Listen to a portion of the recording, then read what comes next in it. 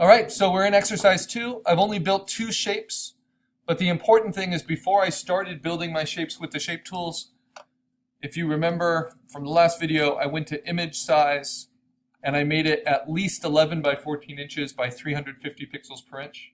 And that means every shape I make will automatically match that resolution. So you'll notice they're very, very clean. Even though my image itself is really blurry and low res, the shapes I use will be very, very clean.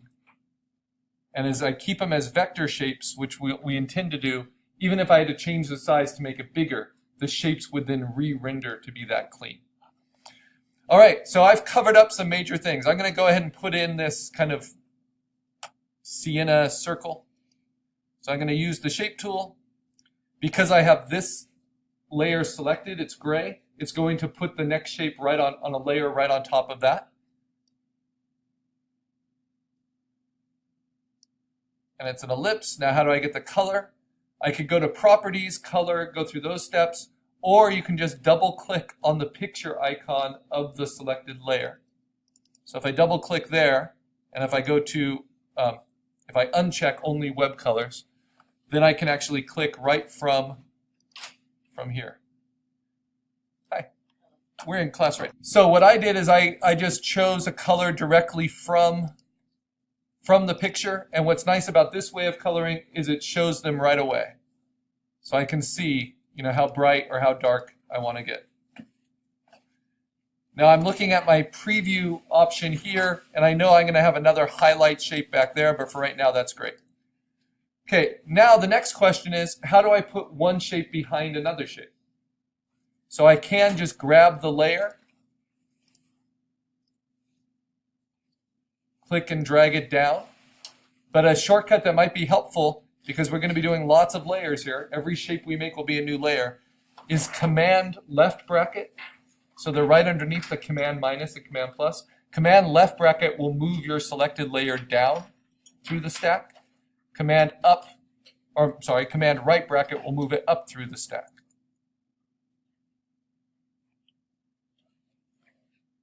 Okay, now so far I haven't really modified my shapes other than just scaling them bigger or smaller. And I keep double clicking and making extra layers. But now I want what looks like a rounded rectangle there, but it's a little weird. It's a little curvy.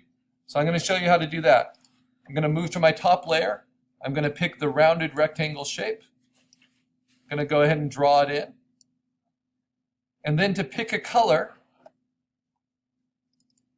I can try to steal from my image still, get close. I can always alter it later, but that looks pretty good looking at my preview image in the corner. If I want to alter how rounded the corners are, I have that in Properties here.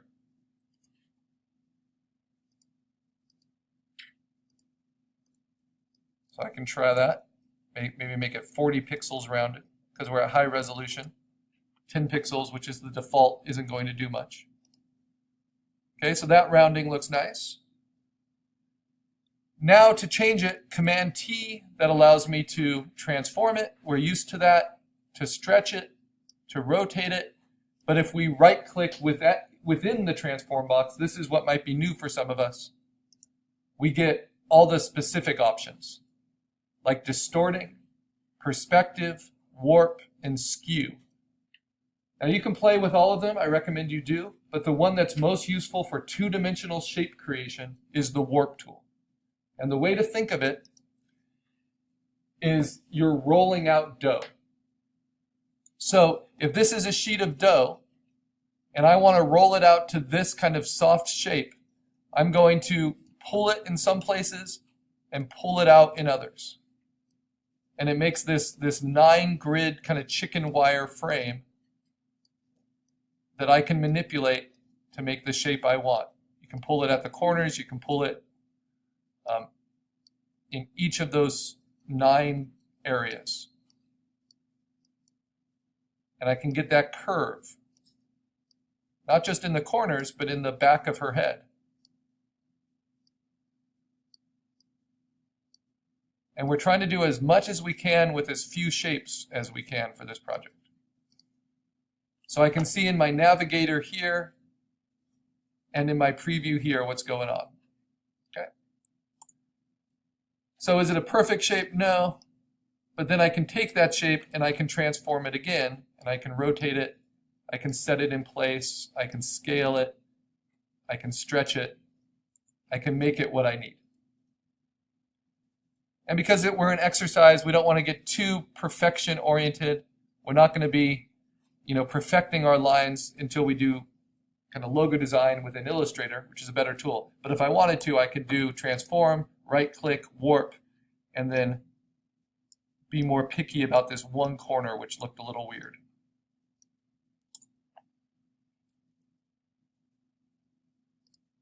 All right. Now, this is the other trick we're going to use a lot of. Instead of just always making a brand new shape from scratch, we can also copy or duplicate rather past shapes we've made. So if I think this shape is helpful and I see a darker kind of sienna right next to it, I can simply click that layer and hit Command J and duplicate it so that I have two of them. And then double click and choose a darker color.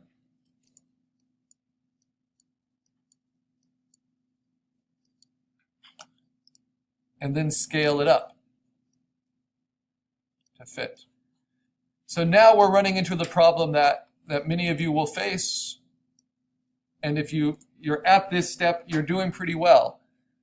And that's that you can't see most of your background anymore. So let me make that fully clear, because the first step is filling up all your space. So the shape I'm missing, if I turn off my background layer, the shape I'm missing is that blue background. So let me do that really quickly. It's very easy to do. I just do a big rectangle tool, but I'm going to do it just short of the background so that I can steal that color directly. Right?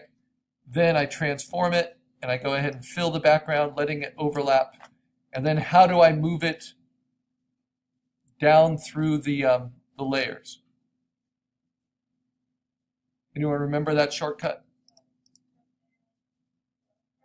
Exactly. Command left bracket to move it down, Command right bracket to move it up. So right now it's right at the top of everything. Looks like a Rothko painting. And if anyone want a really easy subject for this, pick a Rothko painting. Just do 2 blocks. But if I move it down, then we see where I am. And there's still some things obviously that need to be added. But the problem here is now I can't see my original image at all. So if I want to be able to trace shapes still that are the more detailed shapes, because you want to work from basics like this to detailed, this is what I recommend you do. We go to our background layer, which is completely covered up now. We duplicate it, and Sam, this is to your question. And then how do we move that background copy we just made all the way up to the top? We do Command right bracket. Okay. But now we're going to take its opacity down. I'm going to take it as far as like 30%. And we take opacity down where it says normal in the layer properties. You'll see an opacity percentage right next to it. You click on that little drop down arrow, and opacity is different than fill, so we use opacity. Now I'm going to lock it. I'm going to click the padlock that's next to it. And that will help keep us from accidentally moving it. So if we've locked the layer, it will stay put. Now we can start building layers on top of that or even underneath it. So if I want to build layers underneath this transparent layer to get her neck, the hair at the back of her head, her arm, I can start doing that. So I'll show you what that looks like. And there's a few different ways. I could build new shapes, or I can take existing shapes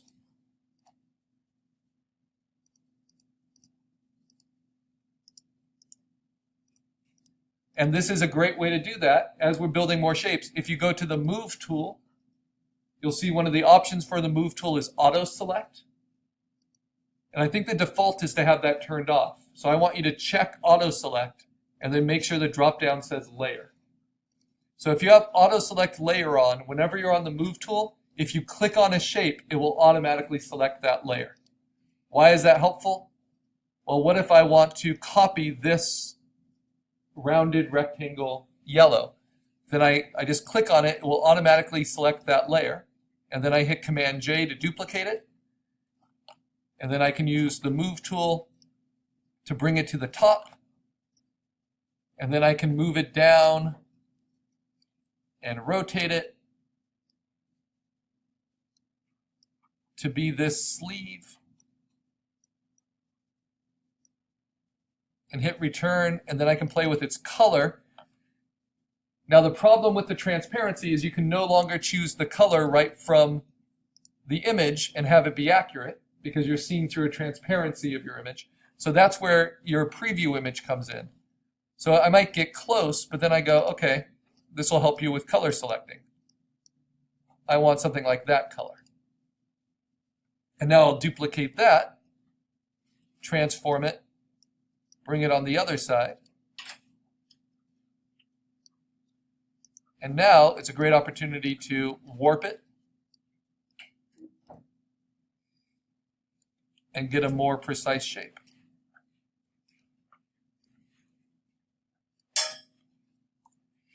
And because it's like paper cutouts, remember I have auto select layer on, I can just click the shapes easily. And if I do the Command T to transform, then the right click, then the warp, I can really customize these shapes pretty easily. Especially considering, as they are like paper cutouts, I don't need them to always be complete.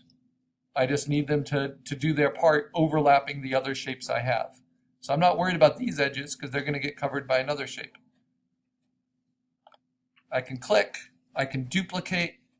This is a way to get more complex shapes more quickly. I can scale it using transform, and then I can warp it, right-clicking and pushing on the inside. And again, it's like rolling dough. You kind of push it back and forth.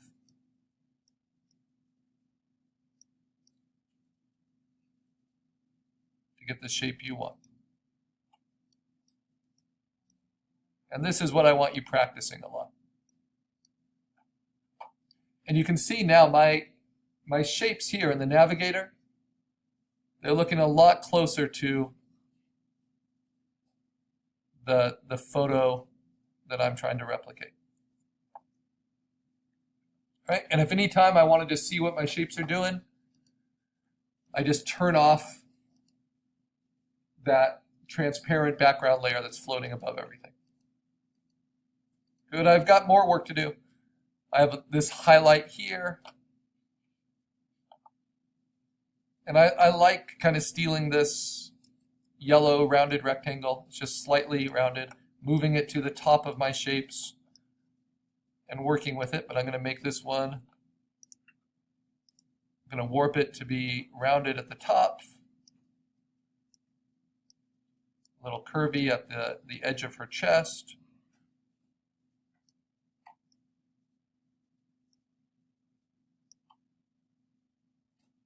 And then somewhat S-curved into the side here. And then I get to pick the color.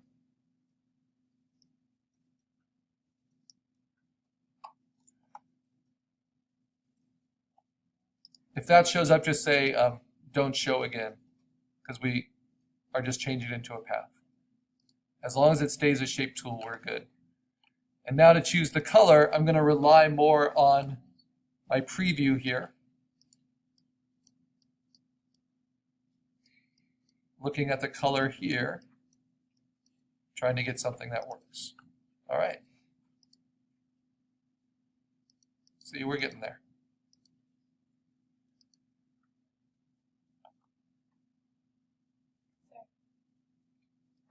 All right, so I have a pretty kind of clunky working model now. Some big things now. I'm going to squint and see what big things are missing. Well, these strong darks, you know, in the middle of the chest, in the corners, underneath the arms. Let me throw those in. And let me use maybe this shape to do it. And then duplicate with Command J. Move it down. I can use Command right bracket to move it up through the layers.